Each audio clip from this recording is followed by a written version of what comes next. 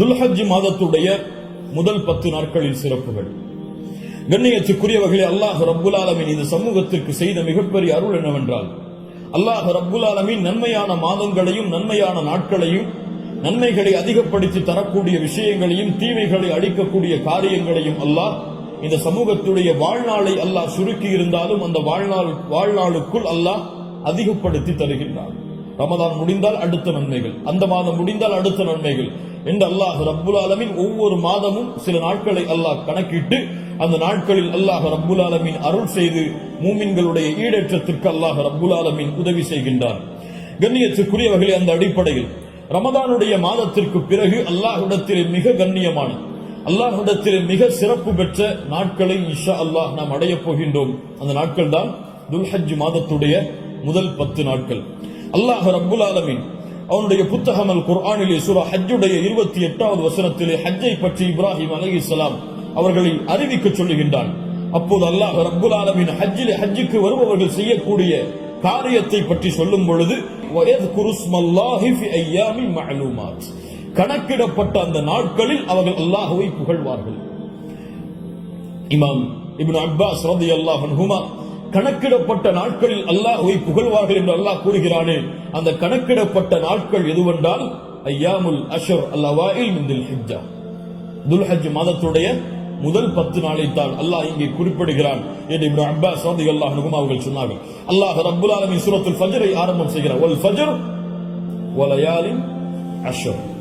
அந்த 10 நாட்கள் என்று அல்லாஹ் ரப்புல் ஆலமீன் சத்தியம் செய்கிறானே, அது என்னவென்று முஃபஸ்ஸிர்கள் எல்லோரும் விளக்கம் சொல்லும் பொழுது அந்த நாள் துல்ஹஜ் மாதத்துடைய முதல் 10 நாள் என்று பெரும்பான்மையான அறிஞர்கள் விளக்கம் சொல்கிறார்கள். இந்த துல்ஹஜ் மாதத்துடைய முதல் 10 நாளுடைய சிறப்பை புரிவதற்கு அல்லாஹ்வுடைய தூதருடைய இந்த ஒரு ஹதீஸை அறிந்தாலே போதும், எமக்கு அது போதுமானது. புகாரி ரஹிமஹுல்லாஹ், அபூ தாவூத், திர்மிதி போன்ற கிரந்தங்கள் எல்லாம் பதிவு செய்யப்படுகிறது. இப்னு அப்பாஸ் ரலியல்லாஹு அன்ஹு அவர்கள் கூறுவதாக, அல்லாஹ்வுடைய தூதர் ஸல்லல்லாஹு அலைஹி வஸல்லம் சொன்னார்கள், மா மின் அய்யாமின் அல் அமலு ஸாலிஹு ஃபீஹா அஹப்பு இலல்லாஹ் மின் ஹாதிஹில் அய்யாம், யானி அய்யாம் அல் அஷ்ர். அல்லாஹு அக்பர். அல்லாஹ்விடத்திலே நல்ல அமல்கள் செய்வதற்கு மிக விருப்பமான நாட்கள் இந்த அய்யாமுல் அஷ்ர், துல்ஹஜ் மாதத்துடைய முதல் 10 நாட்களை போன்று வேறு எந்த நாளும் கிடையாது. ரமதானுடைய இறுதி இரவுகள் அல்லாஹ்விடத்திலே மிக உயர்ந்தது. அல்லாஹ்விடத்திலே மிக உயர்ந்த 10 நாட்கள் துல்ஹஜ் மாதத்துடைய 10 நாட்கள் தான். ரமதானுடைய இறுதி 10 இரவுகள் அல்லாஹ்விடத்திலே மிக உயர்ந்த அந்தஸ்துடையது. அதை விட ரமதானுடைய மாதத்திற்கு பிறகு துல்ஹஜ் மாதத்துடைய முதல் 10 நாட்கள் அல்லாஹ்விடத்திலே மிக உயர்ந்தது. இந்த ஹதீஸை சொன்னவுடன் சஹாபாக்கள் கேட்டார்கள், வலல் ஜிஹாது ஃபீ சபீலில்லாஹ், அல்லாஹ்வுடைய பாதையில் போராடுவதை விடவும் இந்த நாளிலே செய்யக்கூடிய அமல்கள் மிக உயர்ந்ததா? அல்லாஹ்வுடைய தூதர் ஸல்லல்லாஹு அலைஹி வஸல்லம் சொன்னார்கள், ஆம், வலல் ஜிஹாது ஃபீ சபீலில்லாஹ், அல்லாஹ்வுடைய பாதையில் போராடுவதை விடவும் இந்த நாளுடைய சிறப்பு மிக உயர்ந்தது. ஆனால் இல்லா ரஜுலுன் ஹரஜ பினஃப்ஸிஹி வ மாலிஹி ஃபலம் யர்ஜி மின் ذلك பிஷை, 2 அமல்களை தவிர அல்லாஹ்வுடைய பாதையில் ஒருவன் போராடுகிறான், அந்த போராட்டத்தில் தன்னுடைய செல்வம் அனைத்தையும் அளிக்கிறான், தன்னையும் அழித்துக் கொள்கிறான். இந்த 2 அமல்களை தவிர, இந்த 2 அமல்களுக்கு எதுவும் ஈடாகாது. இந்த 2ஐ தவிர மற்ற இருக்கக்கூடிய அனைத்து அமல்களை விடவும் இந்த துல்ஹஜ் மாதத்துடைய முதல் 10 செய்யக்கூடிய அமல்களுடைய அந்தஸ்து உயர்ந்தது என்று அல்லாஹ்வுடைய தூதர் முஹம்மது ரசூலுல்லாஹ் ஸல்லல்லாஹு அலைஹி வஸல்லம் சொன்னார்கள். ஏன் ஹாஃபிஸ் இப்னு ஹஜர் அல் அஸ்கலானி ரஹிமஹுல்லாஹ் அவர்கள் சொன்னார்கள், ஏன் இந்த 10 நாட்கள் சிறந்தது? அல்லாஹ் ரப்புல் ஆலமீன் அமல்களுடைய தாய்களை எல்லாம் இந்த நாட்களில் வைத்திருக்கிறார். வேறு எந்த நாட்களிலும் செய்ய முடியாத அமல்களை அல்லாஹ் இந்த நாளிலே வைத்திருக்கிறார். ஏன்? இந்த நாளில், இந்த 10 நாட்களில் அல்லாஹ்வை தொழலாம், இந்த 10 நாட்களில் அல்லாஹ்விற்கு நோன்பு இருக்கலாம், இந்த 10 நாட்களில் சதகா செய்யலாம், இந்த 10 நாளில் அல்லாஹ்விற்கு அறுத்து பலியிடலாம். இந்த 10 நாளில் வேறு எந்த நாளிலும் செய்ய முடியாத ஹஜ்ஜை நிறைவேற்றலாம். எல்லா அமல்களும் ஒன்று சேரக்கூடிய நாட்களாக இந்த 10 நாட்கள் இருப்பதால் அல்லாஹ்விடத்திலே அல்லாஹ்வுடைய கணக்கீட்டுடைய நாட்களில் இந்த நாட்களில் போன்ற அந்தஸ்துடைய நாட்கள் கிடையாது என்று இமாம் ஹாஃபிஸ் இப்னு ஹஜர் அஸ்கலானி ரஹிமஹுல்லாஹ் அவர்கள் சொன்னார்கள். இந்த நாட்களில் நோன்பு வைக்கலாமா? இதில் வரக்கூடிய 10 நாளில் 10வது நாள் நோன்பு வைப்பது ஹராம். ஏன்? ஈதுடைய நாள். இந்த 10வது நாளை தவிர வரக்கூடிய 9 நாளும் நோன்பு வைப்பது சுன்னாவா? முஸ்லிம் ரஹிமஹுல்லாஹ் இல்மை தேடக்கூடிய மாணவர்கள் என்பதால் இந்த விளக்கங்களை கொடுக்கிறேன். முஸ்லிம் ரஹிமஹுல்லாஹ் அவர்கள் சொன்னார்கள், ஆயிஷா ரலியல்லாஹு அன்ஹா அவர்கள் கூறுவதாக, மா ரஅய்து ரசூலுல்லாஹி ஸல்லல்லாஹு அலைஹி வஸல்லம் ஸாயிமன் ஃபில் அஷ்ர் கத்து. கொஞ்சம் குழப்பமா இருக்கும், புரிய முயற்சி. அல்லாஹ்வுடைய தூதர் துல்ஹஜ் மாதத்துடைய முதல் 10 நாட்களும் ஒருபோதும் நோன்பு வைத்ததில்லை. யாருடைய அறிவிப்பு? ஹஃப்ஸா ரலியல்லாஹு அன்ஹா யார்? அல்லாஹ்வுடைய தூதருடைய மனைவிதான். நஸை போன்ற கிரந்தங்களில் சஹீஹான அறிவிப்பாக பதிவு செய்யப்படுகிறது, லம் யத ரசூலுல்லாஹி ஸல்லல்லாஹு அலைஹி வஸல்லம் சியாம திஸ்இல் ஹிஜ்ஜா.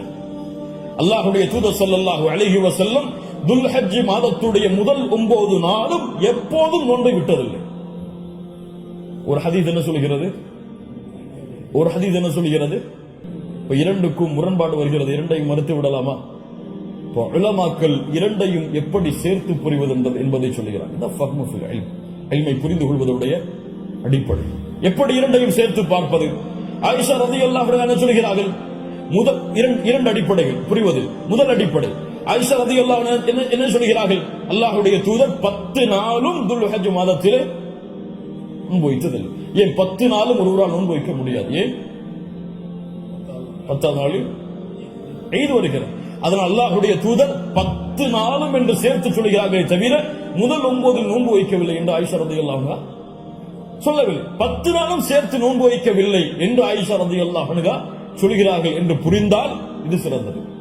அப்படியும் இல்லை என்றால் ஹதீஸ் கலையிலே ஒரு சட்டம் இருக்கிறது, கவுலுல் முஸ்பித் முகத்தமுன் அலா கவுலின் நஃபி. மறுக்கக்கூடியவருடைய சொல்லை விட உறுதிப்படுத்தக்கூடியவருடைய சொல்லுக்கு பலம் அதிகம். மறுப்பவர் மறதியில் மறுக்கலாம், ஆனால் உறுதிப்படுத்துபவர் மறதியிலோ அல்லது இட்டுக்கட்டப்பட்ட நிலையிலோ உறுதிப்படுத்த மாட்டார். ஒன்று பார்க்காமல் இருக்கலாம், அல்லாஹ்வுடைய தூதருடைய வாழ்வில் அவர்கள் அதை பார்க்காமல் இருக்கலாம். அந்த நாளில் அல்லாஹ்வுடைய தூதர் ஆயிஷா ரலியல்லாஹு அன்ஹாவோடு இல்லாமல் இருந்திருக்கலாம். ஆனால் ஹஃப்ஸா ரலியல்லாஹு அன்ஹா உறுதிப்படுத்துகிறார்கள். உறுதிப்படுத்துபவர் மறதியில் உறுதிப்படுத்த முடியாது, உறுதிப்படுத்துபவர் பார்க்காமல் உறுதிப்படுத்த முடியாது. அதனால் இந்த சட்டத்தின் அடிப்படையிலும் அல்லாஹ்வுடைய தூதர் 9 நாள் நோன்பு வைத்தார்கள் என்ற ஹதீஸ் தான் உயர்ந்த தரமுடையது என்று ஹதீஸ் கலையுடைய அறிஞர்கள் விளக்கம் சொல்கிறார்கள். அதனால் சட்டம் என்னவென்றால் 9 நாளும் நோன்பு வைப்பது சுன்னா.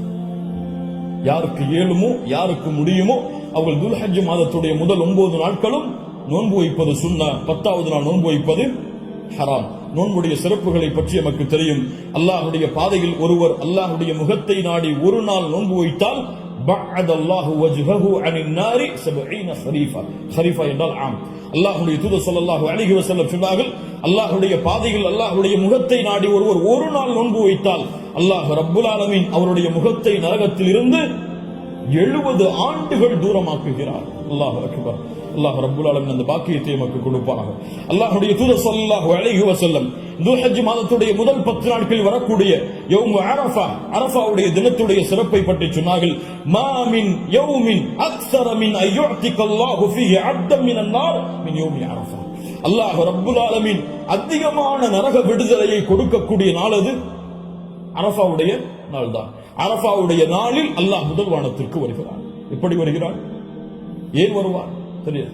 அல்லாஹ் வருவான், அல்லாஹ் வருவான். அவன் விரும்புகின்ற முறையில் அல்லாஹ் வருவான். என்ன செய்வான்? கேட்பான், மா இவர்கள் எதை விரும்புகிறார்கள்? மா அராத ஹவுலா, இவர்கள் எதை விரும்புகிறார்கள்? வேறொரு ஹதீஸிலே அல்லாஹ் ரப்புல் ஆலமீன் அங்கே கூடியிருக்கக்கூடிய எல்லோருக்கும் அல்லாஹ் மன்னிப்பை வழங்குவான். அல்லாஹ் ரப்புல் ஆலமீன் அப்படிப்பட்ட மன்னிப்பாளர்களாக ஹஜ் செய்த நம்முடைய முஸ்லிம்களையும் மூமின்களையும் அல்லாஹ் ஆக்குவானாக.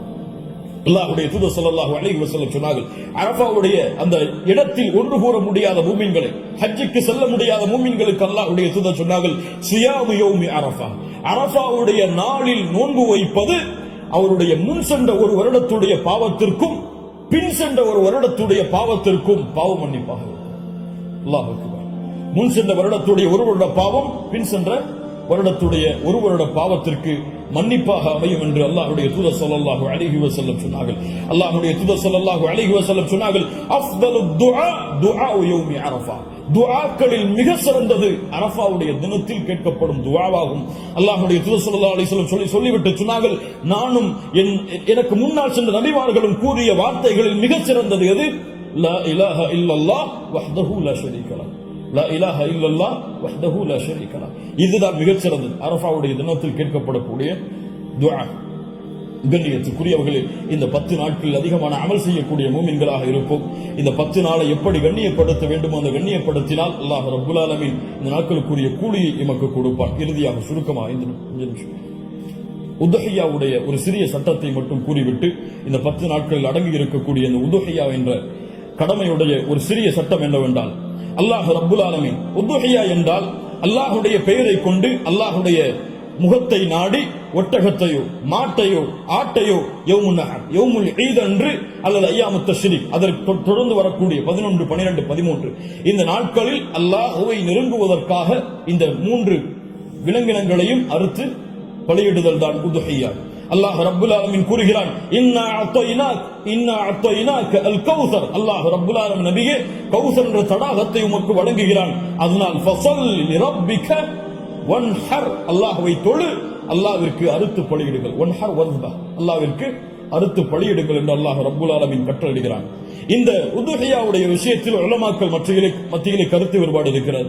சில உலமாக்கள் சொல்கிறார்கள், உதுஹியா என்பது வாஜிப், அதை விட்டால் பாவம். உதுஹியா வாஜிப், அது விட்டால் பாவம்.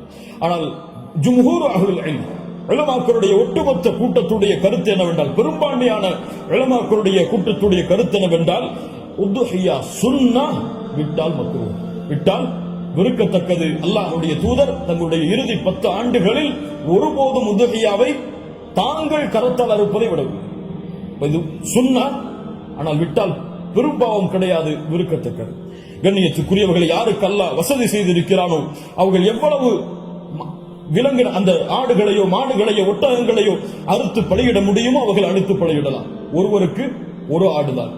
ஒரு மாட்டை ஒருவர் முழுவதாக அறுப்பதற்கு அவருக்கு செல்வம் இருந்தால், வசதி இருந்தால் அறுக்கலாம். அல்லது அந்த மாட்டை 7 பேர் பங்கு கொள்ளலாம். ஒட்டகமாக இருந்தால் அவர்களும் அதில் 7 பேர் பங்கு கொள்ளலாம். இப்படி ஒரு ஆட்டை ஒருவர், மாடை 7 பங்காக வைக்கலாம், ஒட்டகத்தை 7 பங்காக வைக்கலாம். அல்லது ஒட்டகம் முழுவதையும் ஒருவர் கொடுக்கலாம், மாடு முழுவதையும் ஒருவர் கொடுக்கலாம். 2 ஆடுகள் 3 ஆடுகள் என்று ஏழைகளுடைய கஷ்டங்களை நீக்க அல்லாஹ்வுடைய முகத்தை நாடுபவர்கள் எவ்வளவு அல்லாஹ் அவர்களுக்கு செல்வத்தை விசாலப்படுத்தி இருக்கிறாரோ அவ்வளவு அவர்களும் விசாலப்படுத்தலாம். அந்த விலங்கினங்களுடைய சட்டம் என்ன? ஆடாக இருந்தால் 1 வருடம் பூர்த்தியாக இருக்க வேண்டும், 2வது வருடத்தில் நுழைந்திருக்க வேண்டும். மாடாக இருந்தால் 2 வருடங்கள் பூர்த்தியாக இருக்க வேண்டும், 3வது வருடத்தில் அது நுழைந்திருக்க வேண்டும். ஒட்டகமாக இருந்தால் 5 வருடம் பூர்த்தியாக இருக்க வேண்டும், 6வது வருடத்தில் அது நுழைந்திருக்க வேண்டும். யாருக்கெல்லாம் ஒரு முழு குடும்பமாக ஒரே இடத்திலே ஒரே உணவை சாப்பிட்டு வசித்தால் அந்த முழு குடும்பத்திற்கும் ஒரு ஆடு போதுமானது, அல்லது முழு குடும்பத்திற்கும் ஒரு மாடு போதுமானது, அந்த முழு குடும்பத்திற்கும் ஒரு ஒட்டகம் போதுமானது. ஒரு குடும்பம் மொத்தமாக ஒரே இடத்திலே ஒரே உணவை சாப்பிட்டு இருந்தால், தனித்தனியாக வேறு வேறு உணவுகளை வைத்திருந்தால் அவர்கள் தனித்தனியாக உதுஹியாவை அவர்கள் கொடுக்க வேண்டும். கண்ணியத்துக்குரியவர்கள், இந்த முறையில் இந்த வணக்க வழிபாட்டை செய்வதற்கு அல்லாஹ் நமக்கு உதவி செய்வானாக. லை யனாலல்லாஹு லுஹூமுஹா வலா திமாஉஹா, இதனுடைய மாமிசங்களோ இரத்தங்களோ அல்லாஹ்வை சென்றடைவதல்ல, வலாக்கின் யனாலுஹு தக்வா மின்கும், உங்களுடைய உள்ளத்தில் இருக்கக்கூடிய தக்குவாதான் அல்லாஹ்விடத்திலே சென்றடைகிறது.